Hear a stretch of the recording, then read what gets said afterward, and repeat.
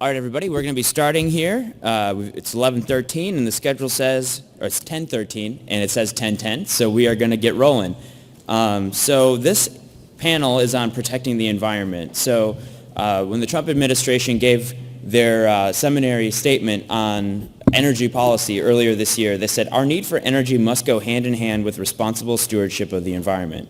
The use of fossil fuels and protecting the environment are not concepts that conflict with each other, and this panel explores how fossil fuels create prosperity and thereby ensuring a cleaner environment." So we have three very great panelists today. We have Todd Meyer, sorry. I got ahead of myself there a little bit. I was trying to flip through to the correct page. And Todd Myers is an environmental director at Washington Policy Center, a market-oriented think tank in Seattle. We have my colleagues as well. We have H. Sterling Burnett, PhD. Just wanted to throw that PhD on there so everybody knew. And he's the Heartland Research Fellow on the Energy and Environmental Policy and a Managing Director at Environment and Climate News at the Heartland Institute. And then, everybody, you guys are in for a big treat. We got Jay Lehr. He's the headliner of this panel, everybody.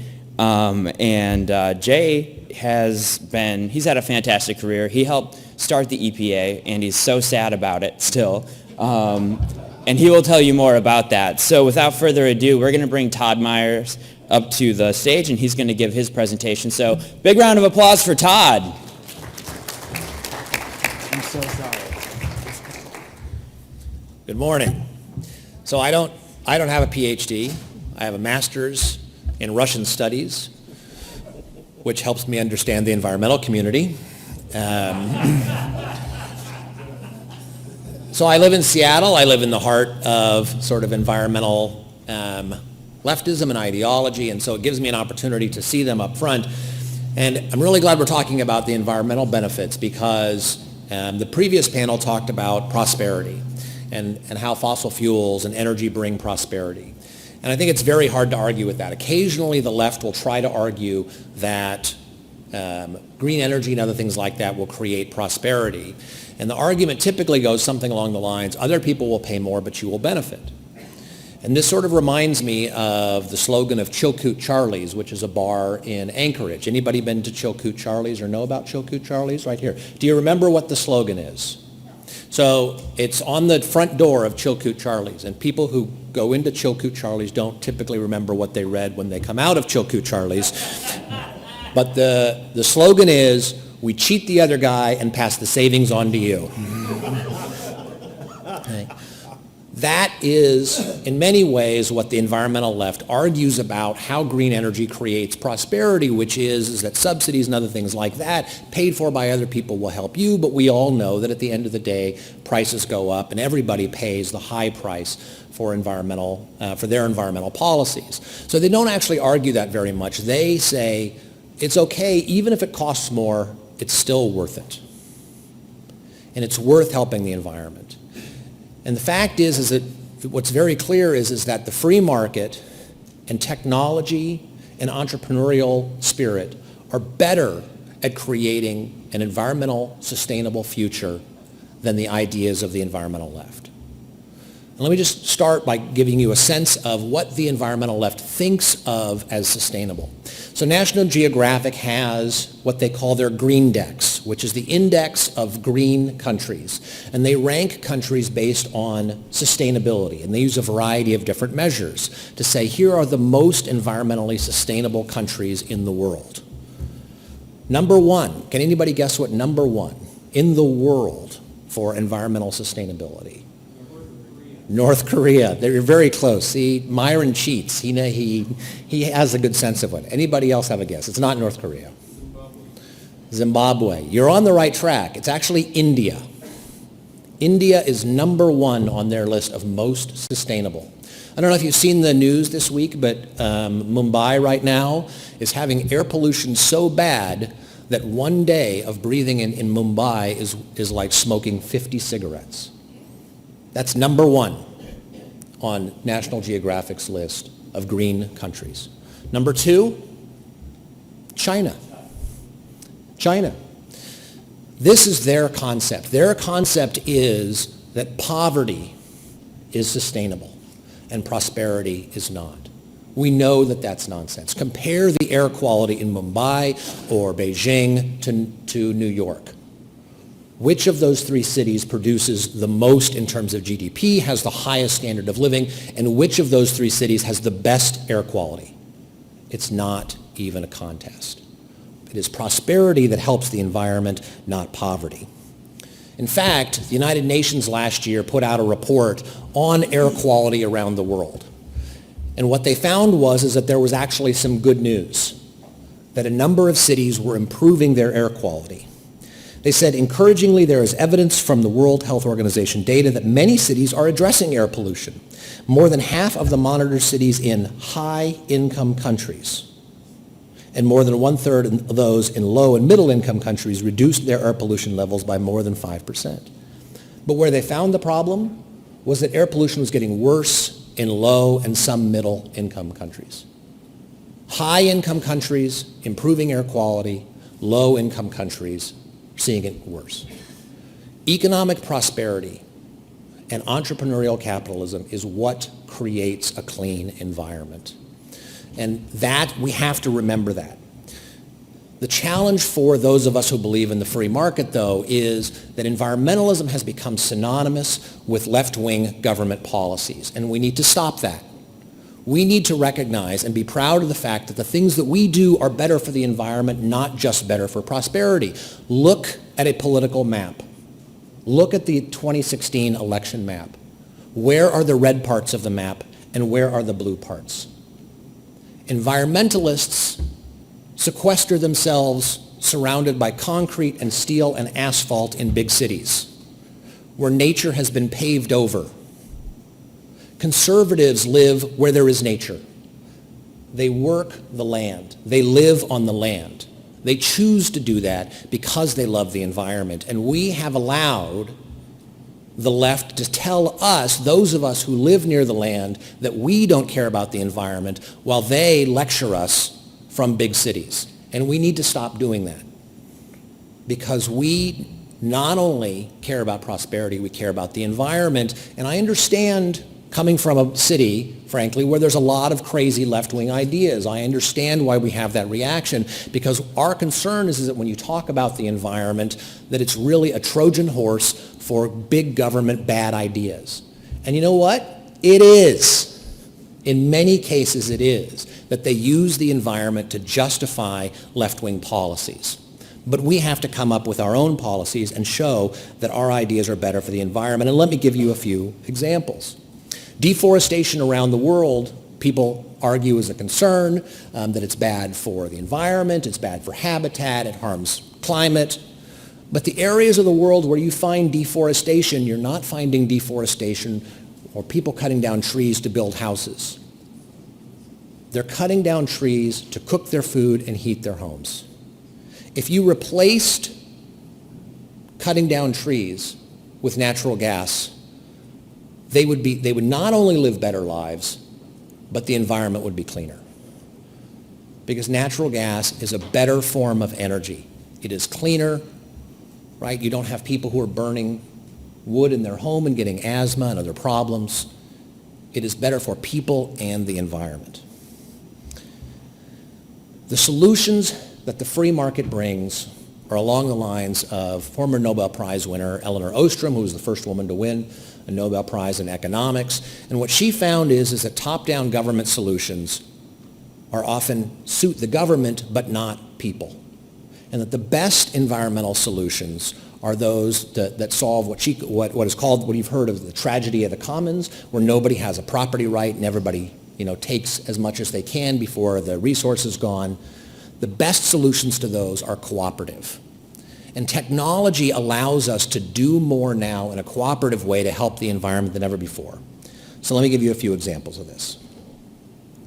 In Seattle, and I'm sure in a number of other places, you have what's called Car2Go, which are these little blue smart cars. They're little two-seaters. And you can, there's no taxi or there's no Uber, there's no transit, and you could say, you know what, I need this car for a little while.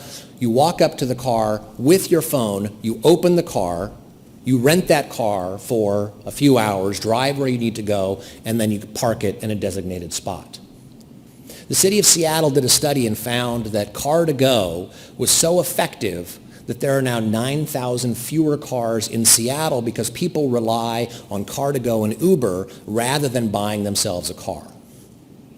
That reduces the amount of space that people need to park their cars. It saves them money. It reduces the resources that are used to buy the vehicles. Car-to-go, by the way, is not a government program. It is an entrepreneurial program. And it has been so successful that other companies like BMW are now introducing their own version of the program. The other thing about car-to-go is that if the average trip has 1.5 passengers, because the cars are only 2 seats, the fuel efficiency is actually the same as riding on transit. So not only do you have the flexibility, not only do you get to use it when you want and go exactly where you want rather than sort of nearby, it reduces the total amount of cars on the road, and it saves energy and electricity and gas, rather. That's just one example. Let me give you another example. The Endangered Species Act, when it was created, we said, okay, we want to protect habitat for animals that are endangered so that they can come back. And what we've seen with the Endangered Species Act is that we're not seeing animals recover. And the primary reason, or a primary reason, is that the Endangered Species Act punishes people who have habitat, who want to help the species in danger. So one of the first things that you see with the Endangered Species Act is that when an animal is listed, the amount of habitat goes down, because people who have habitat and are subject to the restrictions get rid of it. So the first thing the Endangered Species Act does to an animal is harm that habitat for that animal. But there is an alternative, which is to work with landowners to reward them for helping the environment. So Cornell University created an app called eBird. Are there any birders here? Anybody go bird watching? I'm sure there are some. Okay, so people are shy. Okay, Betty. North Dakota is a hard place to go bird watching. So there's an app where you can list what birds that you've seen, when you've seen them, where you see them, and it keeps track of your life list. And if you don't know what the bird is, you can say, well, here's where I saw it in the color, and it'll say, oh, it's probably this bird, and you can choose it. You say, great. So eBird, as a result of this, has millions and millions of data points from people across the world, primarily in the United States, but across the world, entering their life lists and the birds that they've seen. So Cornell University teamed up with the Nature Conservancy in California and said, okay, we want to provide habitat for migratory birds in the Central Valley of California. So Cornell University, because they had this data, was able to say, okay, where are the best places for migratory birds? And what they found is that rice fields in that area were very valuable during January and February. So they went to the rice farmers and they did a reverse auction. How much would we have to pay you to create habitat on your land during a time when you're not harvesting? And the farmer said, well, if you paid me this much, I would flood these fields, and we could do that. And they did it, and it worked. And the beauty is that because of the technology that they had, they were able to go out there and say, okay, are these lands really being used by migratory birds? They could make sure that it happened, and they rewarded, rather than punished, landowners for doing it. That was a cooperative solution that is available to us because we now have the technology. This is the fundamental choice between left-wing environmentalism and free market environmentalism. Left-wing environmentalism says you need to change the way you live. You're too rich. You're using too many resources. You ought to be more like India and less like the United States. Free market environmentalism says we're going to give you the technology and the ability to do more with less. The free market is the best system ever designed for doing more with less and making the best use of resources. That's what environmental concern is fundamentally about, is making the best use of resources. And we ought to be proud to say that. And we need to say it more often, because when people think that they're concerned about the environment or have an environmental concern, they feel like they can only go in one direction. So I used to work at the Washington State Department of Natural Resources in Washington State, where we dealt with spotted owl and old growth. And so when you ask people, who do you trust on forestry? Do you trust the environmental community or timber industry? And even in Washington state, more people trusted the timber industry than the environmental community. People don't trust the environmental left. They know that they're crazy. But they don't know where to go. And it's sort of like the moth that went to the dentist. And the moth says, "Doc, I'm having a horrible time. I lost my job. My wife is leaving me. My kids hate me. I'm depressed all the time. I don't know what to do." And the dentist looks at the moth and says, "Well, I'm really sorry to hear that, but why did you come to me?" And the moth says, "Well, your light was on." Right? Too many times, people who don't trust the environmental community end up going to the environmental community for environmental solutions because they don't know where else to turn. We need to start being proud of the fact that we care about the environment and say very clearly that the free market is the best way to help the environment, not by forcing people to change the way they live, not by forcing people into poverty, but by harnessing prosperity and technology to create a more sustainable environmental future. Thank you so much.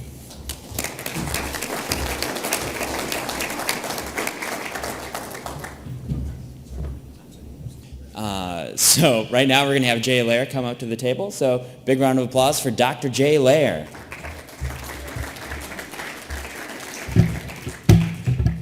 The last 15 minutes of this formal part of the session is actually going to be a recruiting talk. I'm going to recruit every one of you to be part of the solution of the problem we face. Everybody is going to be hearing today the word insanity. We are suffering under the insanity of environmental zealots that have no clue of the points that both Todd and Sterling have made as to what is happening to our nation as a result of insane environmental regulations that are moving society backwards. The most important thing we can do in the coming years under a Trump administration is attempt to eliminate the endangerment finding that says that greenhouse gases are a danger, primarily carbon dioxide. It is going to be a heavy lift. It's going to take a while. The second most important thing we're going to do is to eliminate the subsidies to all energy. But something we can all do, every one of you, is to begin rolling back the idea in the minds of your friends and neighbors and colleagues that carbon dioxide is a pollutant, that there is a problem with carbon dioxide. I've come up with a way that you can minimize the fear that your friends and neighbors have over carbon dioxide, thinking that it's endangering the planet by causing global warming. And it's going to cost each of you $128 to join the army that I am forming. Every week of the year, for the most part, I am somewhere in the country lecturing on behalf of the Heartland Institute on subjects relating to the environment, to energy, and global warming. And I carry with me this little device in the pocket of my jacket. It is a carbon dioxide monitor available for $128 on Amazon. And by showing people what the content of carbon dioxide is in the air in the rooms I lecture or out in the hall, I do it on airplanes, I do it in airports, and they see in all cases, you're aware that outdoors we're now up to 400 parts per million. All of the planet was in danger, man was in danger when we got close to 150, because then all plants die and all animals die and then we die. We're now back up to 400. That's a wonderful thing, and hopefully in all of your lifetimes we'll get up to 600. Somebody take a guess of what it is in this room. I'll hear three answers. Just yell out a number. Anybody? 2,000. Nope. What? Okay, I heard 700, and 700 is correct. Now, if we lowered the ceiling and we moved everybody in that part into the middle and that part into the middle, 2,000 would be exactly what we would have in this room. Your hotel rooms, I guarantee you, are 1,000. If you're staying in this hotel, the rooms are very tight, not a lot of air movement, and you're going to see your hotel room at 1,000, 1,100. Now, it doesn't directly relate to the impact or non-impact of carbon dioxide on the temperature of the planet, but it removes people's fear of a growing amount of carbon dioxide. And so I have just found it the most useful $128 I've ever spent in being able to show people what this is all about. Now, I have a slideshow that I developed for high school science teachers in a summer workshop last June at Indiana University. And I had a classroom. The idea of the slideshow was to convince people not to fear carbon dioxide or global warming as a result of it. And I had 20 students in the class, and I had a vote at the beginning. How many of you think carbon dioxide is a hazard and warming the planet, and how many don't? I had a split right down the middle, 10 for and 10 against. I proceeded to show them 45 slides I developed, which were irrefutable facts. There were not charts and graphs or math or anything like that. There were just facts that you can't argue with. And after 2.5 hours, it was a 2.5-hour seminar, I took a vote again, and it was 19 agreeing with me, and there was one holdout, and I think he was just holding out to be a problem. He was just kind of like doing it. That slideshow, I'm going to show you 7 or 8 of the slides relating to carbon dioxide, but it's available. You could just contact me at Heartland, be happy to send it to you.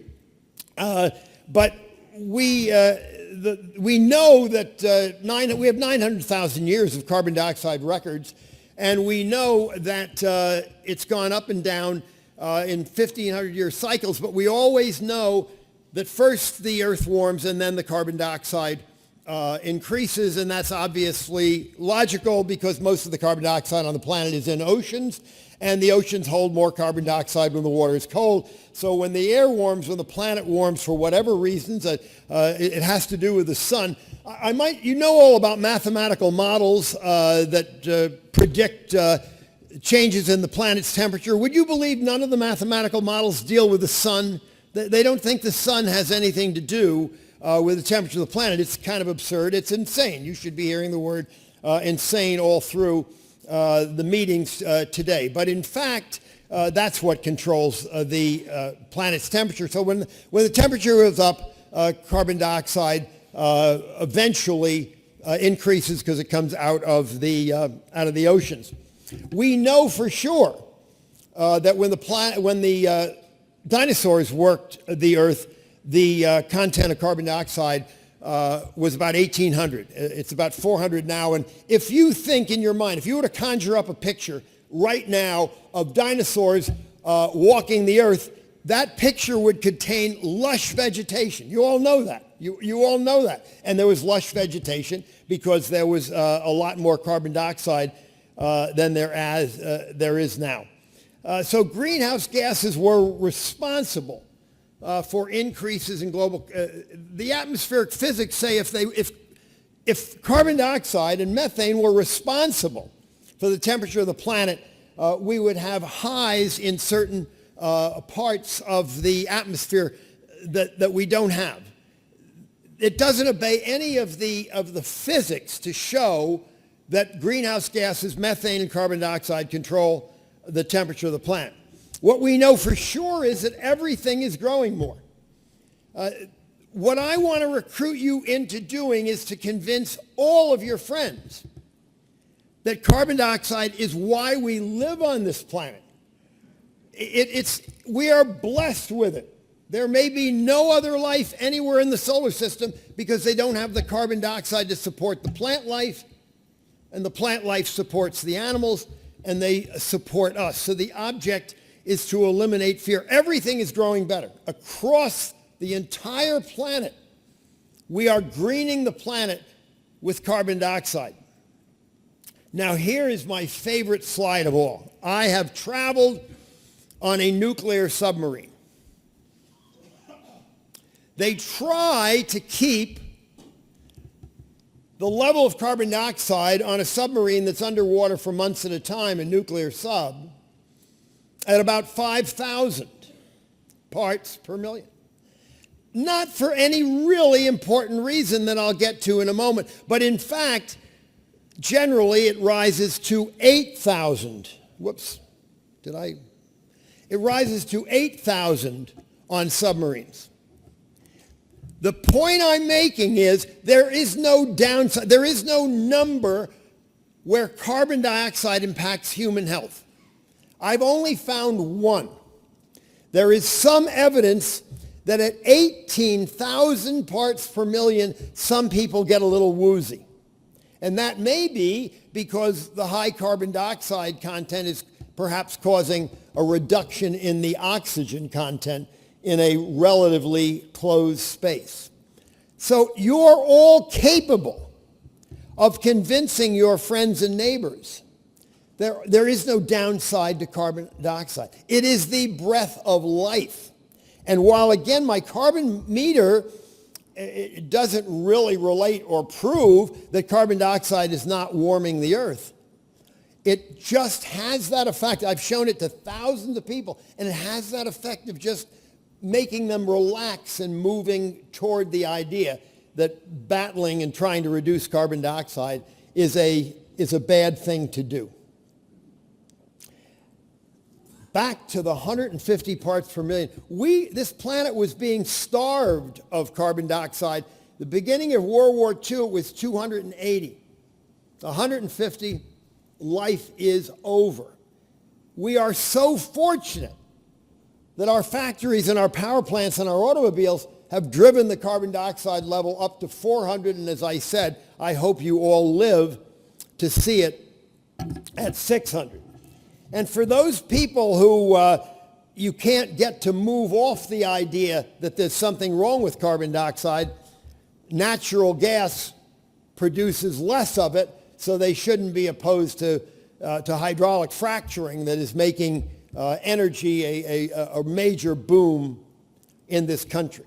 Should not be opposed to it. But I'm unsure that you want to use anything that puts in their mind that there's a negative side of carbon dioxide. There simply is not. So back to the monitor. This monitor is accurate to 5%. Right now it's reading 715, so it could be 750, it could be 680 for $128. If you want to spend $500 for a monitor, it'll be accurate to less than 1%. And so I'm very serious about this. If you care enough, I think everybody at this conference really believes that fossil fuel is not a danger to the planet. You're going to see lectures all day long. You've already seen some that are going to show the insanity of trying to eliminate greenhouse gases, the insanity of trying to eliminate fossil fuels is a disaster, a catastrophe for the planet. But I believe that disabusing the population of the idea that there are any negatives to carbon dioxide. Other things you know is that more people die prematurely from cold than from heat. It's somewhere between 5 and 15 times more premature death. So there's nothing bad about warming, even if carbon dioxide causes it, but it doesn't. Again, I want to go back every time. Yesterday in another meeting, I somewhat abused a friend and colleague who is promoting the idea that maybe greenhouse gases cause lukewarming. And I called him out for that because you give them an inch and they take a mile. It is my opinion that increases in carbon dioxide create no measurable increase in the planet's temperature if in fact it were a bad thing, and it really doesn't matter.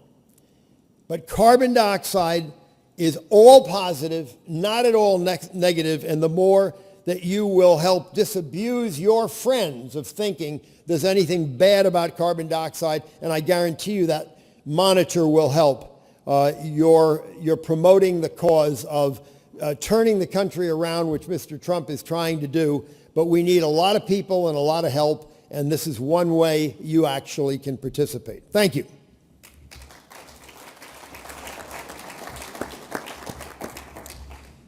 All right, so now we have time for some question and answers. We'll go till 11:10. So we're going to play Jeopardy rules. So you guys raise your hand. Charlie will come with a microphone. But whatever you do, you must phrase it in the form of a question. So this way we can get as many questions as possible. I know some people like to say, well, my opinion is this, and then ask a question. Just ask the question. I'm Alec Trebek, and I'm going to enforce it. So, all right, first question, Kevin. Kevin.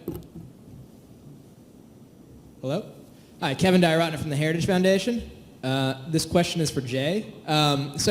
Just following up on what your remarks regarding carbon dioxide and warming, given the fact that you tend to think that it doesn't induce warming at all, what would you think? Would you believe that a reasonable measure of climate sensitivity would be 0?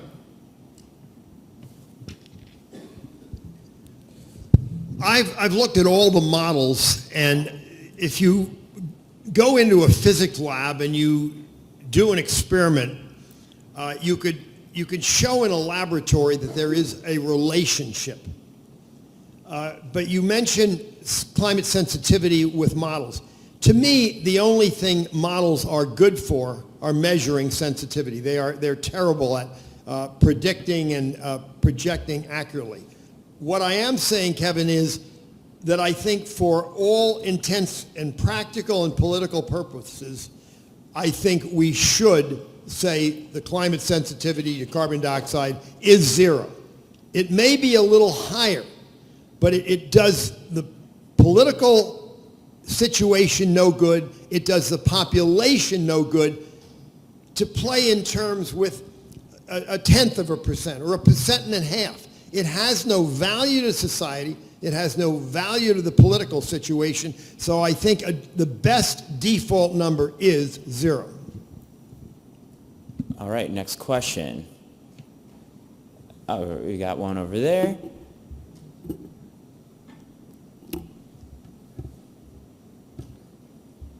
Yeah, hi, a question for, was it on? Yeah. Tom Harris from the International Climate Science Coalition. A question for Jay Lehr. A friend of mine from India said, you Canadians are funny. You're worried about global warming. We in India have had more warming than most of the world, and we've had the green revolution. We're booming. So my question to Jay is India unique in that regard, where other countries that are already warm are actually benefiting from more warming? We now have satellite photographs of the whole globe, and India is absolutely not the only country. Africa now, in the past 20 years, 36% of Africa is greener than it was 20 years ago. 12% of Africa is less green than it was 20 years ago. So the net increase of greenery in Africa covers 24% of the continent. The same can be said pretty much all along the equator. The increase in green matter along the equator is 2% higher, 2% more biological green growth along the equatorial circle than there was 20 years ago. So the question is, no. India is one of the fortunate countries. It's all over the world. It's here on American farms. Our yields are higher. Every single crop yields are higher. Now, there are a lot of technological reasons for that, but definitely increased carbon dioxide is one of the reasons. I want to respond to that a little bit, too. I had a couple of graphics. If you can bring up my PowerPoint real quickly. In the eastern U.S., forests have reclaimed much of the farmland. We originally farmed that, small farms, but now you have forest throughout the U.S., and we're a net carbon sink in the U.S. Let me go past that. So here's some pictures of the greenery. Most of this greening, you can see. The dark green, it gets to purple. Most of this is due to the fossil fuels, due to two things. The greening of the earth due to increased carbon dioxide, and the use of fossil fuels in crop areas to grow crops. Nitrogen deposition, the fact that we use natural gas to increase crop yields for fertilizers and pesticides. We're greening the earth.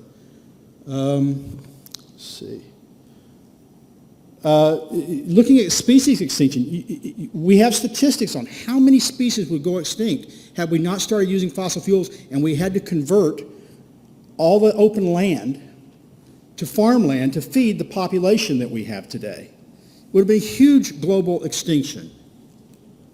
So there's no question that fossil fuels not only are greening the earth, but the environment, species, besides our own, besides human beings, if you care about things besides human beings, plants, trees, forest, they're all greening, and that creates habitat for species. Thank you. All right, next question. Anybody? There we go. All right, so yeah, once someone on the panel is giving their answer, if you have a question, just get Charlie's attention so that way we can keep the trains running on time. Hi, my name's Jack Tatum. I'm a private economist. I have a question for Jay. I'm just kind of ignorance, but what's the CO2 level in a typical greenhouse, and how does it get there? Right here. It doesn't sound like an ignorant question. No, it's very high. They would like them to run to 4,000. Generally, in Holland, they pump carbon dioxide pump additional carbon dioxide into the greenhouses, and 4,000 is a number they like. There are actually 1,000 experiments with plants showing the more carbon dioxide, the better they grow, so it becomes an economic problem. But there are two other issues in greenhouses. They're enclosed, and they will try to put more carbon dioxide in, but the plants are also sucking it up. So it varies in greenhouses greatly. In fact, I hope you'll all go out and buy the carbon dioxide monitor, because there are two fun things you can do with it. One, you'll find out if your house is very tight. Outside, the norm is in the 400 range. In your house, it should be closer to 600 if you have a family living there. And if your windows and the way the house is built makes it very tight. But if in your house you get below 500, your house probably should be insulated better, because you're getting air from the outside leaking in. If you run the experiment in your yard and you have greenery around you, you're going to find that your highest level in your yard will be a little over 400 early in the morning, and it will decline through the day as the vegetation becomes active in sucking carbon dioxide out of the atmosphere. So it varies a great deal in greenhouses depending on how much carbon dioxide they want to get in there and how much the plants are sucking out. But if you really want to grow your plants, 4,000 seems to be a number that works very well. All right, I just want everyone to know, Jay has a controlling interest in the company that sells those, so that's why he's so adamant. Charlie, go ahead. Next question. Hi, Adam Briggle from the University of North Texas. This is a question for Todd. In your opinion or your view, is there any role for the government when it comes to environmental protections, or is the free market entirely capable of handling this? So the nature of the environmental problems we face today is very different than in 1970. So if you have outfalls in the Cuyahoga River, if you have outfalls into the river, if you have smokestacks into the air, government can deal with those very simple and targeted problems very well, right? So we created the EPA, we created the Clean Air Act, and actually there was stuff going on before that. It addressed those problems very well, and our air is very clean today. Our waters are much cleaner today.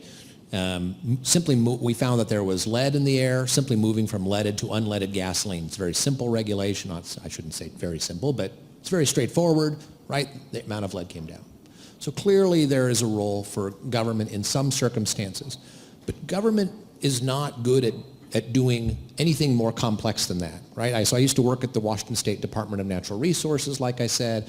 I worked in government. I've seen what it can do.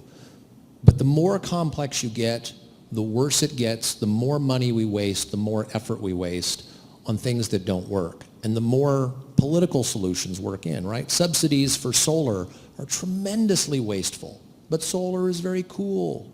So we spend a huge amount of money on something that actually doesn't produce much energy and reduce much carbon.